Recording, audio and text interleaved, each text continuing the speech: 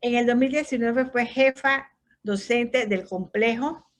2021, docente eventual en la Universidad Interamericana de Puerto Rico, a distancia, teoría de salud integral y bienestar. 2019, jefa encargada de la sala de cardiología del complejo. 2018, supervisora administrativa del complejo. Docente eventual en la Universidad Americana, desempeñando como profesora de la teoría y práctica clínica 1. Ética y legal en enfermería y salud de adulto 1. 2017, docente eventual en la Universidad de las Américas, Salud Pública 2.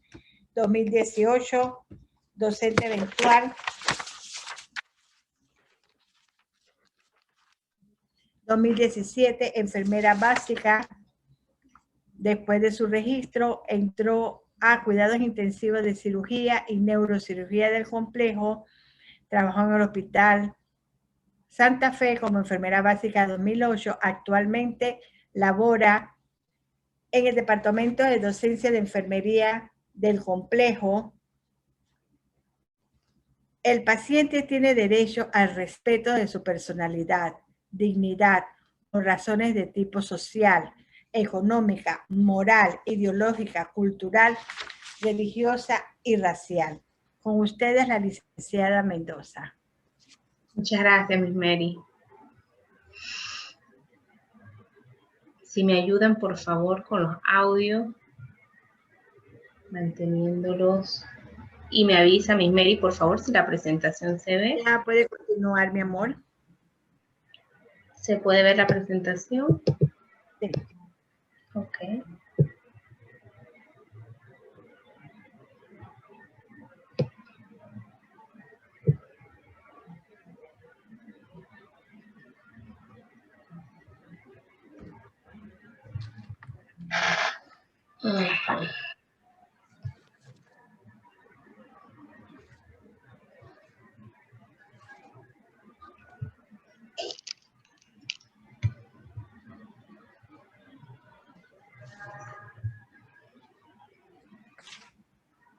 Esta tarde lluviosa me corresponde hablarles y ampliarle un poquito los conocimientos que ya muchas de ustedes tienen sobre lo que es la reglamentación de la Ley 68 del 20 de noviembre del 2003.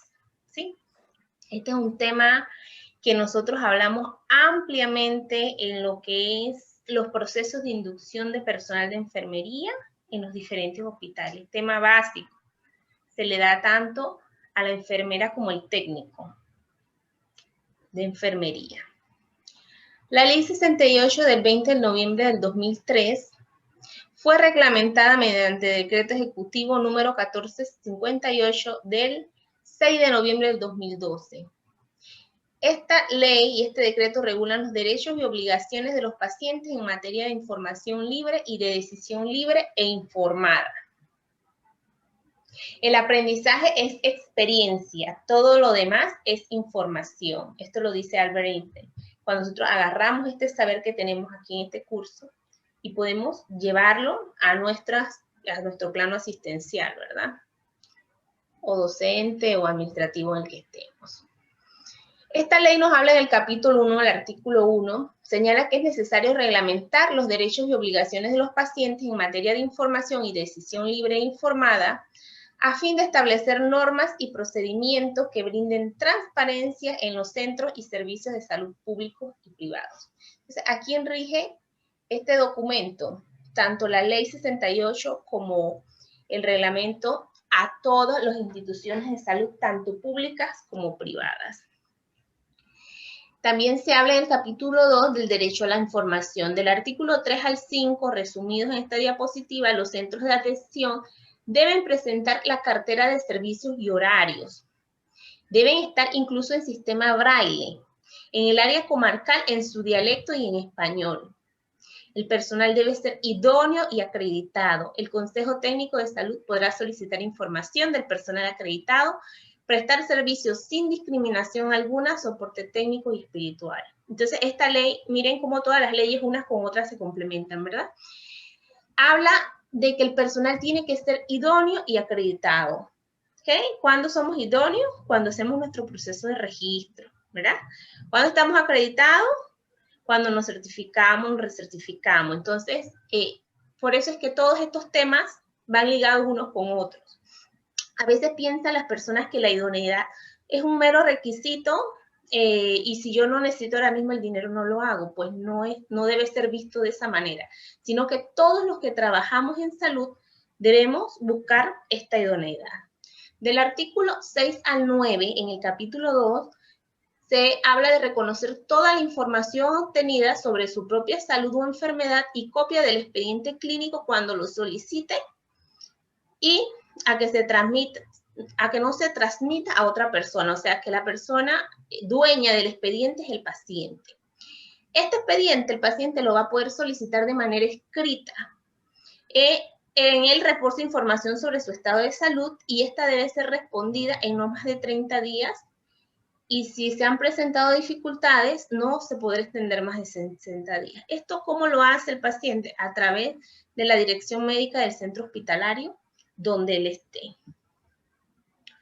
En el artículo 10 al 13, el paciente tiene derecho a rehusar información sobre su estado de salud o enfermedad y esto debe quedar escrito en el expediente. Esto es importante porque todas las personas no manejan la enfermedad de la misma manera. Mientras hay unos que quieren saber todo, hay unos que no quieren saber nada. Entonces, eso es un derecho que tiene el paciente también y debe quedar escrito. Las instalaciones deben garantizar tiempo y espacio para brindar información.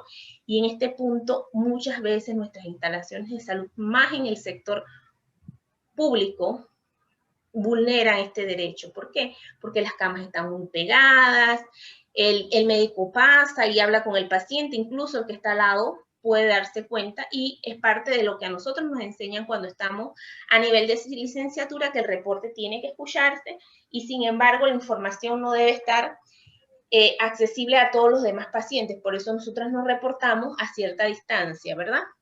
Para poder resguardar un poco lo que es la información del paciente, aún en estos espacios que son tan reducidos. El paciente debe suministrar toda la información sobre su padecimiento y tratamiento.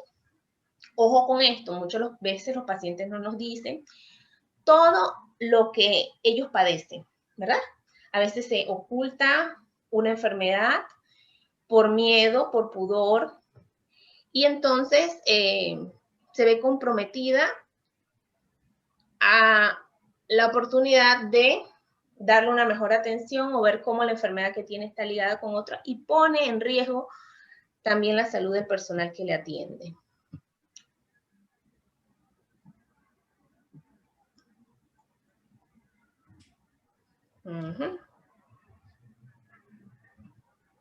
Artículo 9. En caso de incapacidad del paciente, el médico le informará según grado de comprensión su situación, así que no se involucrará al familiar en la toma de decisión. Siempre que el paciente pueda, se le va a dar la información a él y si no se puede, algún otro familiar va a recibir esta información. Si el médico considera que el paciente no es capaz de comprender la situación de su diagnóstico, le informará al familiar a cargo para que éste tome las decisiones ante la propuesta del médico. Y aquí es muy importante qué nos dice la ley respecto a esto, ¿verdad? Que si es un niño, los responsables son los padres. Que si es una persona adulta, es la esposa o el esposo, ¿verdad? Y que si es un padre, son los hijos, quienes deben decidir por esa persona si no tiene esposo. Entonces, hay un orden en que esa información se tiene que dar y en la toma de decisiones también. El artículo 11 dice que en situaciones vitales que se requiera tratamiento y en ausencia de un representante, el médico decidirá actuando por el mejor interés del paciente. Y aquí han sucedido cosas, ¿verdad? Por ejemplo, el caso que planteó Ebony Enante. Ella habló hace un rato sobre la importancia de que, por ejemplo, si un paciente es testigo de Jehová y se le transfunde, si un paciente llega accidentado a un cuarto de urgencia, muy probablemente nadie va a saber de qué religión es. Y si necesita una transfusión se le va a poner porque no hay quien decida y el médico es quien va a decidir en el interés del paciente. Derecho a la información, en el capítulo 2 nos habla el artículo 12 que los ciudadanos y ciudadanas tienen derecho al conocimiento de problemas generales que implican riesgo a la salud colectiva y a que las medidas sanitarias y tratamiento sean difundidos de manera verídica y comprensible. ¿Okay? Por ejemplo, el caso del coronavirus. Nosotros tenemos una variedad de enfermedades que son de notificación obligatoria e inmediata, ¿verdad? Si aquí en Panamá, donde está ahora mismo erradicado el sarampión, hubiese una sospecha de sarampión, no nos podemos quedar callados ante esa información y por el riesgo de salud colectiva también hay que manejarla y subir esa información a los sistemas que existen de vigilancia epidemiológica. Entonces, las enfermedades son de notificación obligatoria por el tema de salud colectiva. El capítulo 3 habla del derecho a la intimidad que el paciente tiene. El artículo 13 nos dice que respecto a la confidencialidad de los datos referente a la salud, nadie puede acceder a ellos sin la autorización del paciente. ¿Okay? Esto podemos ver más a detalle, por ejemplo, en una unidad de cuidados intensivos, donde tenemos un paciente que está a merced del medio, porque no se puede defender de ningún agente externo. Entonces, ¿quién salvaguarda esa información del paciente? La enfermera, que tiene acceso, por ejemplo, a una tabla de flujo. Allí no puede llegar ninguna persona que no sea médico, que atienda al paciente, a estar viendo, porque ese paciente que está allí en ese estado no ha suministrado permiso para que más nadie que no sea su médico y el personal de enfermería que le atiende directamente esté revisando ningún documento de él. Toda persona que omite este derecho será sancionado de conformidad con las normas del Código Penal. Ojo con esto, ¿verdad? Entonces, a veces estas amistades y estas cosas, nosotros tenemos que ser muy correctas en esta manera de actuar. Una vez, les relato como experiencia personal, me pasó a mí personalmente, ¿verdad? Estando allí en la unidad de cuidados intensivos, y llamé al médico y se lo dije, no me parece, pero nosotros tenemos nuestro criterio y tenemos que hacerlo saber. Me le dices a la persona que está allí que por favor se vaya, porque si lo hacemos con este paciente, hay que hacerlo con el resto de los pacientes y esto está prohibido. Entonces, nosotros somos garantes de que estos derechos se cumplan y nosotras mismas podemos ser sancionadas por ser cómplices de situaciones como estas. ¿Ok? Todos los centros de atención sanitaria están obligados a establecer las medidas oportunas para garantizar el derecho a la intimidad que tiene el paciente, establecer normas y procedimientos protocolizados que garanticen la legitimidad al acceso a los datos del paciente. Que es lo que también se ha trabajado a través de los sistemas de información que se quieren implementar en los hospitales. El derecho a la autonomía también se aborda en esta ley y aquí hay un pensamiento que dice que hay un gran potencial para la autonomía, pero tenemos que recordar que vivimos en un mundo donde la gente puede tener libre albedrío, pero no ha inventado sus circunstancias, ¿verdad?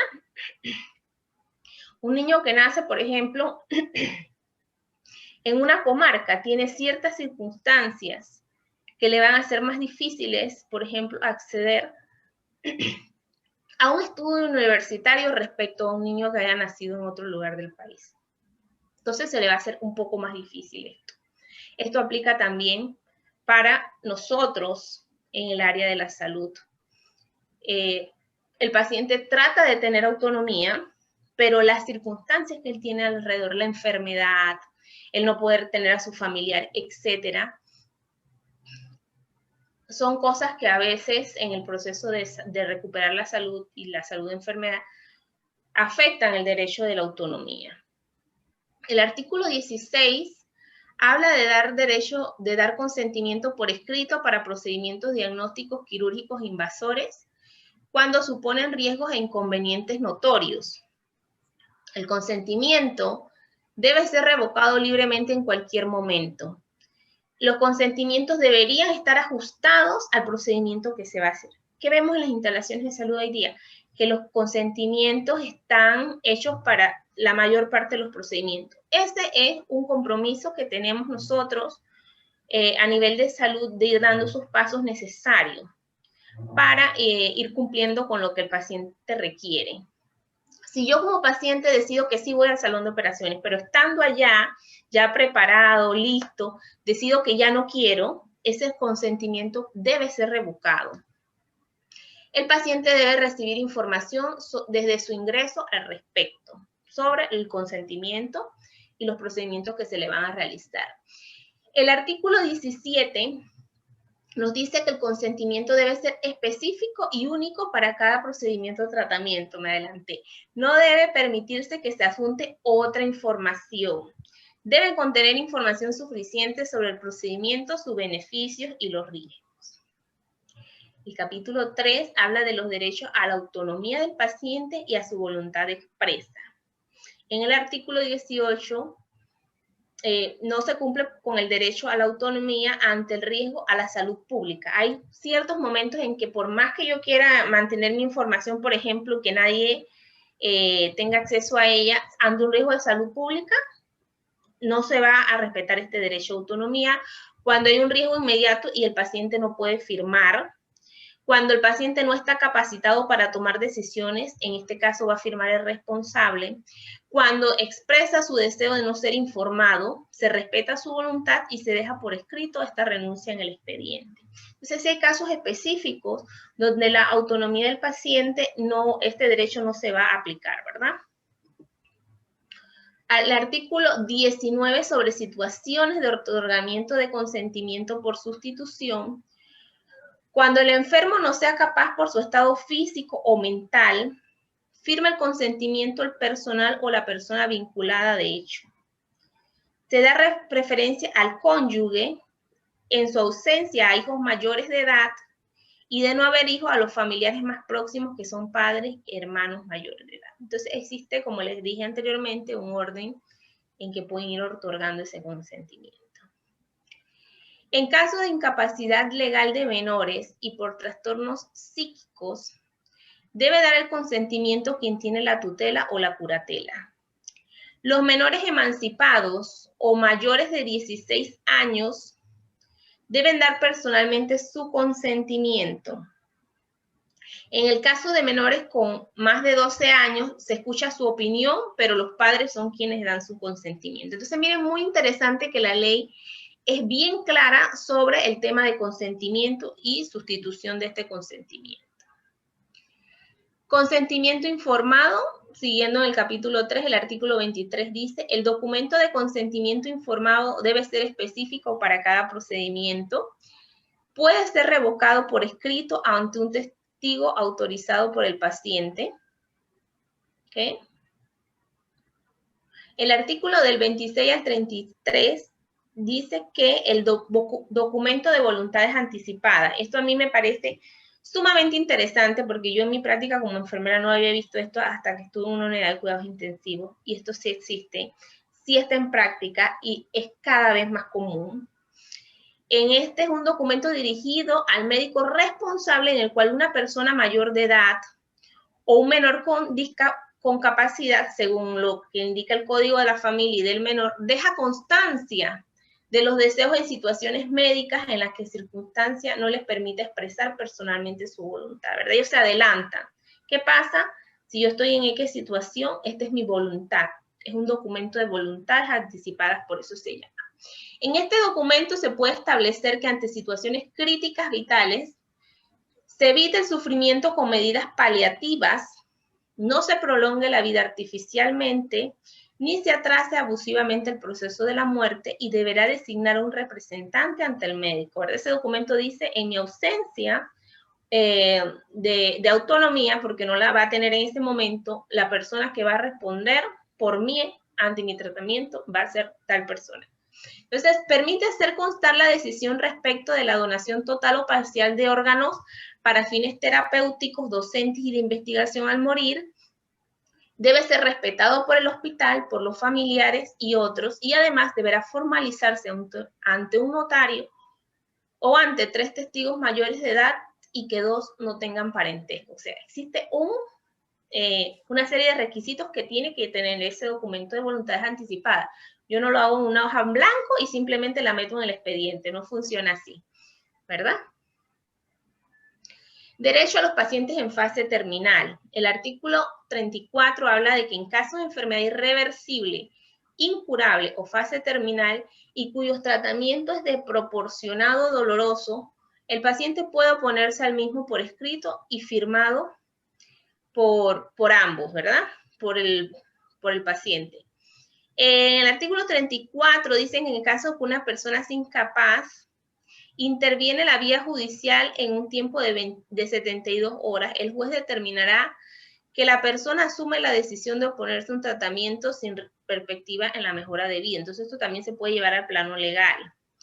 En el artículo 35 habla de que el equipo de salud mantendrá medidas que mejoren la calidad de vida hasta su muerte por medio de cuidados paliativos al hospitalizado o al ambulatorio en hospital de día. Esto es súper interesante porque estos son cuidados que han ganado terreno aquí en Panamá y que sabemos que otros países incluso están más avanzados en estos temas y que podemos nosotros seguir avanzando y están contemplados dentro de la Ley 68.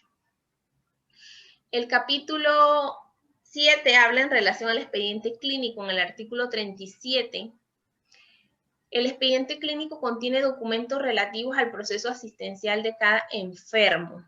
En el artículo 38 nos dice que los expedientes clínicos se pueden elaborar mediante soporte de papel, audiovisual e informático, garantizando su autenticidad y la posibilidad de que puedan ser registrados todos los cambios. Entonces, esta es una ley que, miren, desde cuando se está tratando de meter los sistemas electrónicos en los hospitales y lo duro que ha sido, pero ya desde que se reglamenta, habla del expediente informático, ¿verdad? Estos expedientes deben ser legibles, evitar símbolos, abreviaturas y las anotaciones con firma clara de la persona que realiza. Y esto es parte de nuestra formación como profesionales de enfermería, cuando nos hablan de todos estos aspectos las profesoras de enfermería, ¿verdad? No puede usar símbolos, no puede tachar, no puede borrar, no puede... Entonces, miren lo importante que es y dónde está contemplado que es la Ley 68 y su reglamentación. Artículo 38. La representación legal de un menor de edad, según decreto ejecutivo, puede ejecutarla cualquiera de los padres. No tiene que ser el varón, puede ser la mamá. ¿Ok?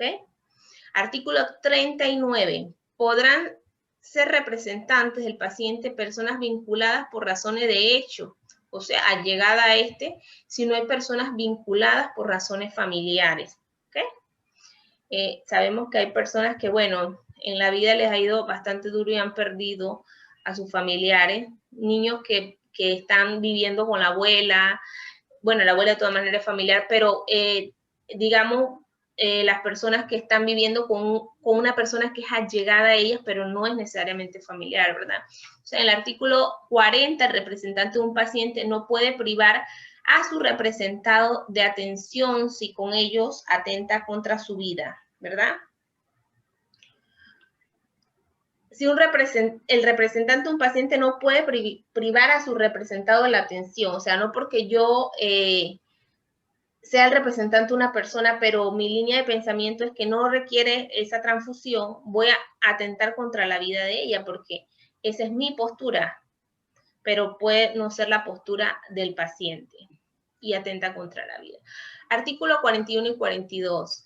Obedecer los ordenamientos nos habla sobre las obligaciones del paciente. De hecho, este reglamento habla también al respecto en que hay que obedecer los ordenamientos sobre salud pública y prevención epidemiológica, dar información veraz y oportuna.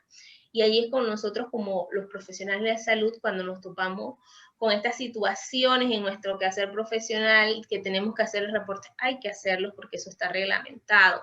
El artículo 43 habla de que los pacientes o representantes deben diligenciar la documentación solicitada por el centro para brindarles los servicios de forma completa, firmar y validar dicha documentación.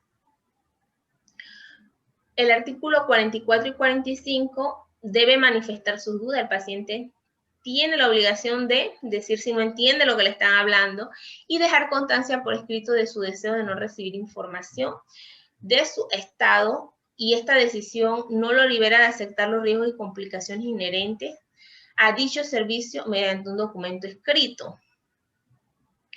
Entonces, se da por escrito.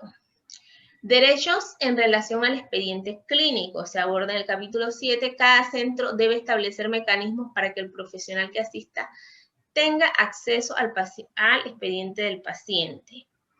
Debe garantizar que el funcionario que tenga funciones administrativas solo acepta a datos del expediente de este tipo. No debe estar viendo los datos de carácter técnico, ¿verdad? Que el personal que acceda a datos del expediente clínico queda sujeto al deber de guardar los secretos sobre ellos. El expediente ha de conservarse como mínimo hasta 20 años contados de la muerte del paciente.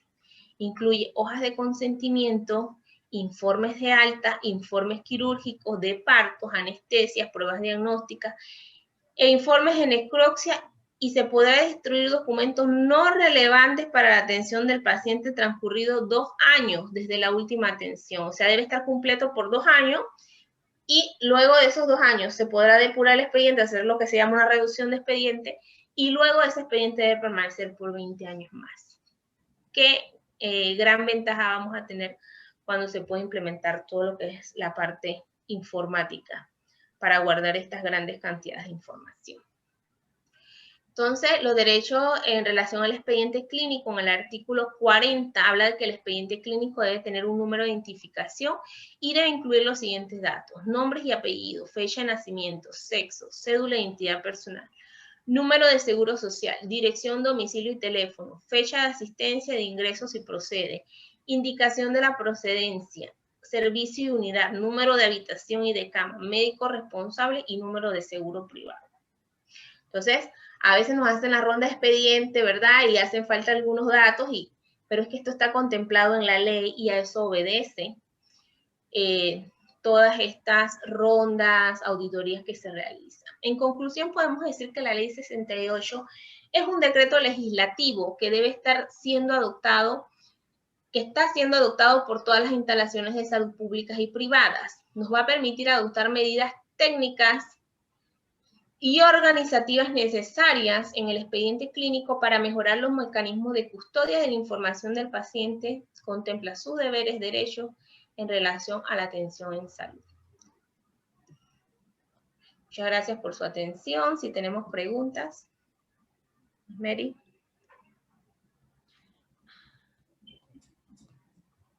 ¿Preguntas, jóvenes?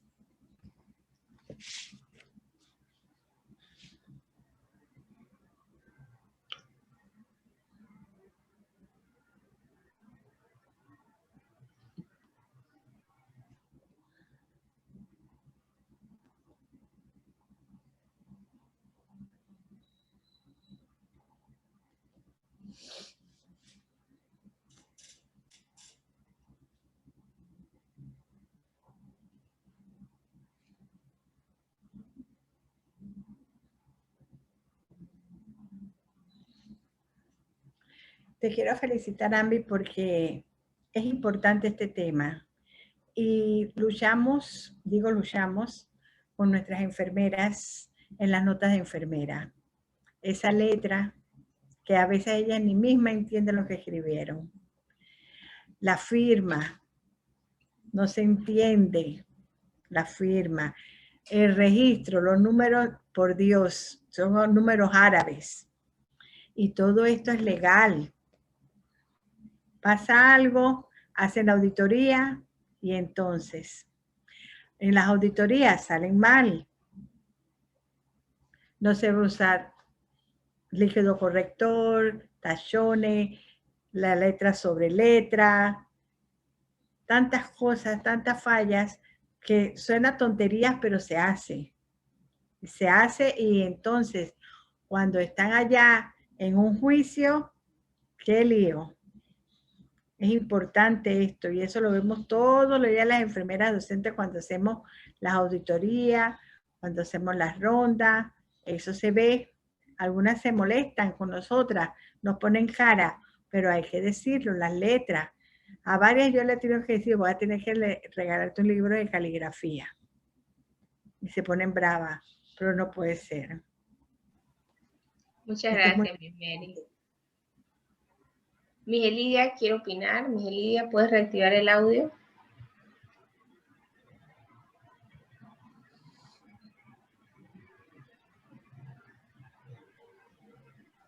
Bueno, Andy, interesante, me ha gustado mucho. Esta es una clase que daba yo a nivel de los médicos residentes y a los médicos internos en el Hospital del Niño.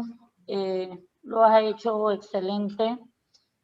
Quiero pedir para compartir un caso, ya que hablaste de los menores emancipados y del consentimiento en mayores de 16 años que pueden dar su opinión. El caso específico es que nosotros en el Hospital del Niño somos los que atendemos los niños en Hospital Santo Tomás. Y actualmente de nuevo volvió a debate si los menores emancipados que tienen bebé pueden llevarse al niño, y sobre todo porque algunos tienen su cédula esta que les dan, ¿verdad? Y ya eso es carta de presentación. Sin embargo, hace unos años atrás, no sé qué resultó, porque en estos días algunos de los médicos recomendaron que con todo esto de las pandemias les dieran los menores a las madres, pero las enfermeras del área de neonatología, ellas son, no te creas, muy pujantes en esto y muy defensoras del menor, de los derechos del bebé, que no se atreven porque tal vez ahora pronto no hay, pero sí ha habido casos en que las mamás han cedido sus niños y a veces nadie se entera, etcétera. Ya ha habido un montón de enredo que ha salido hasta en los medios de prensa. En el caso de de consulta, primero la Secretaría de Niñez, Adolescencia y Familia dijo que ellos podían, como menores emancipados, hacerse responsables de los bebés. Yo pertenecía a la tanto a la Comisión de Bioética Asistencial como a la Comisión de Bioética en Investigación. Y se hizo una consulta porque el miembro independiente en la Comisión de Investigación era una representante del MIDES. Elevó una consulta y con base a todo lo que sustentó Hospital del Niño, ¿por qué nosotros necesitábamos que los padres del menor emancipado fueran los responsables a la hora de retirar el bebé? Porque eso se llevan unos controles, que copia de la cédula, la firma en un libro y cosas. Y entonces la Secretaría de Niñez, Adolescencia y Familia dio una opinión legal de que en el caso de menores emancipados fuera la madre o el papá responsable de la menor hacerse cargo de ella cuando se le iba a entregar al bebé. Eso para compartirlo, porque es menores. Y en los estudios de investigación, muchos países exigen inclusive a niños en edad escolar, y entienden que ya el niño desde que entra 6, 7 años, si es bien llevado, preguntándole su asentimiento puede opinar. Es interesante cuando uno pertenece a estas cosas porque te das cuenta de qué está pasando en el ámbito internacional. Y países como México, por ejemplo, vamos a suponer que había un estudio de vacuna con dibujitos y cosas, le preguntaban a los niñitos si querían participar y ellos daban su respuesta. Inclusive en el Hospital del Niño, en un estudio de investigación, creo que lo llevaba el doctor Say Llorens, se hizo, tal vez no para niños tan chiquitos, pero sí se puso para como edad límite para dar asentimiento a los niños de 10 años y más. Eso para compartirles eso interesante. También lo que presentabas cuando se le pide la opinión en el caso de estas personas que tienen algún impedimento en función del estado de la condición que tienen, cómo es el orden de prelación para pedir la autorización, ¿verdad? Que a veces uno cree que puede opinar cualquier familiar. La ley es explícita en cómo se dan estos consentimientos. Te felicito, Ambi, excelente. Muchas gracias, Meli. Tenemos también una pregunta de Sabdiel. En relación al menor, cuando los padres solicitan relevo de responsabilidad, ¿esto es posible?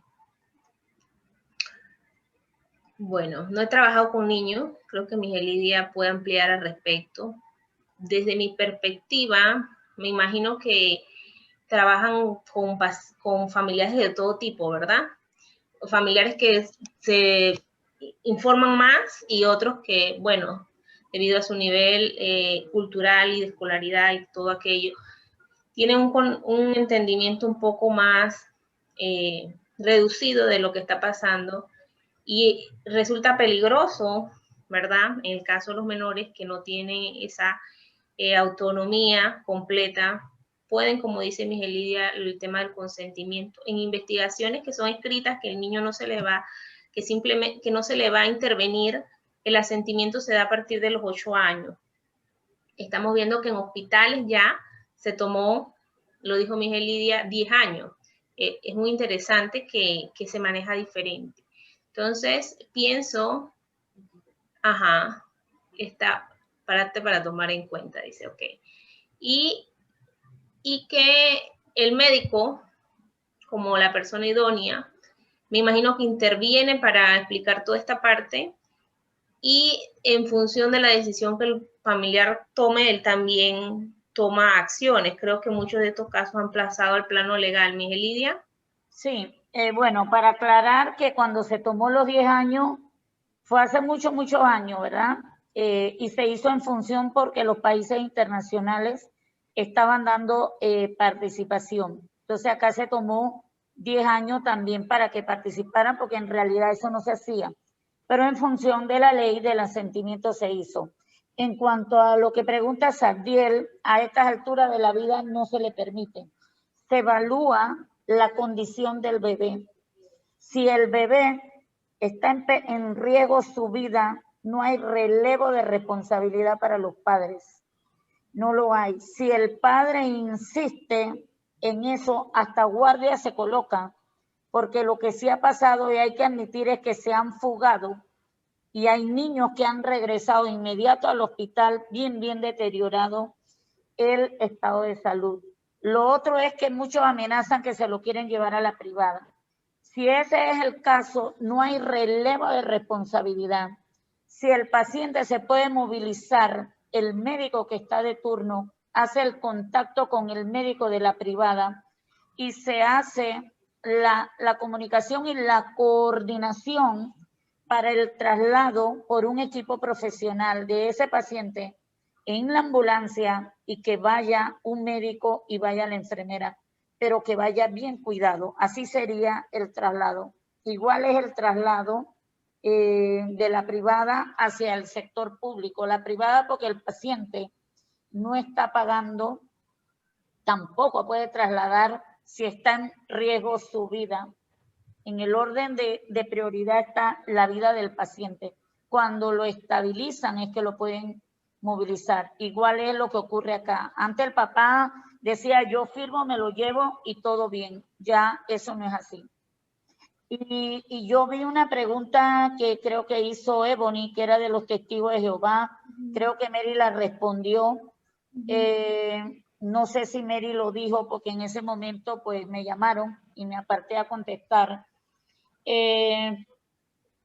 Nos ha pasado, primero que hablan como dijo, que alcancé a escuchar cuando ya me venía a sentar, lo de, creo que Mary mencionó lo de la comisión de bioética que habla con los papás, está todo un equipo que conforma la comisión, etcétera, etcétera. Pero ahora voy a la parte legal, porque cuando priva la vida del paciente y vamos a suponer que hay que transfundir, entonces el equipo del Hospital del Niño a través de Trabajo Social solicita a un juez la autorización previa sustentación del caso.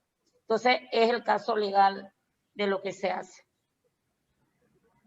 Mi Raquel, le estoy dando compartir audio. Muchas gracias, Miguel Lidia. Valioso aporte para la pregunta que hizo la colega.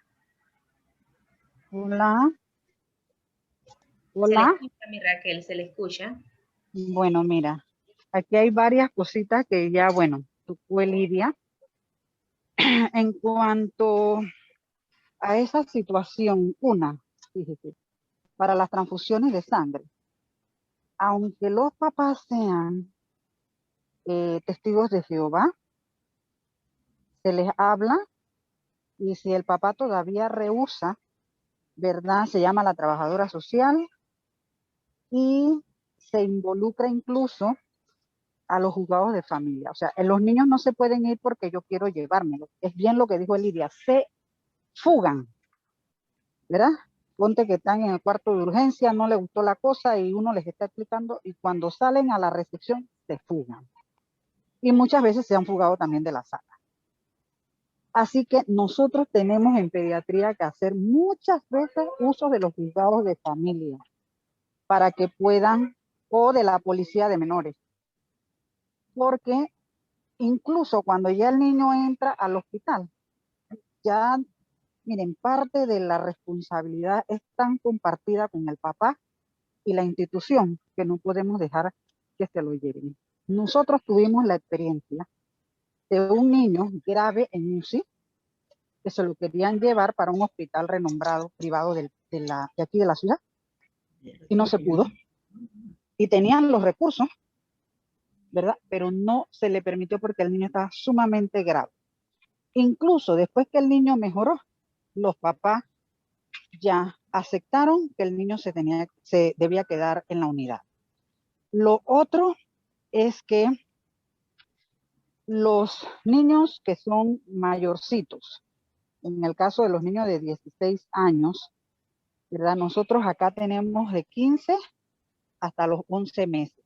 Los podemos hospitalizar. Para la atención en la consulta externa se da hasta los 17 años con 11 meses. Pero fíjense que esto es como una ambivalencia, porque incluso la Organización Mundial de la Salud cambió la edad de los adolescentes. Sí, hace poquito salió esas edades. Y nosotros tenemos que estar claros con las leyes del país, ¿sí? Y cumplir lo que está establecido. En relación al expediente electrónico, fíjese que sí, nosotros tenemos un sistema que no está respondiendo a toda la exigencia de lo que se necesita escribir en el expediente, formular, hacer todo lo que tenemos que hacer. Y nosotras las enfermeras, en los 10 años aproximadamente que llevamos tratando de implementar esto en la Caja de Seguro Social, hemos ido en avanzada, como dice el dicho. Pero los otros profesionales que deberían hacerlo, no lo están haciendo. O sea, se rehúsan. Entonces, hace poco nos decían que iba a haber una auditoría y que eso era una lesión patrimonial. Vamos a ver cómo queda eso. Pero lo cierto es que el sistema no responde. ¿Qué hemos hecho nosotros? Fíjense, para poder cubrirnos, tenemos como 3 años teniendo un libro que cuando el SIS no responde, nosotros debemos decir en ese cuaderno el turno, la hora en que el SIS no responde. Y precisamente porque van a venir auditorías para que ustedes vean. Y nosotros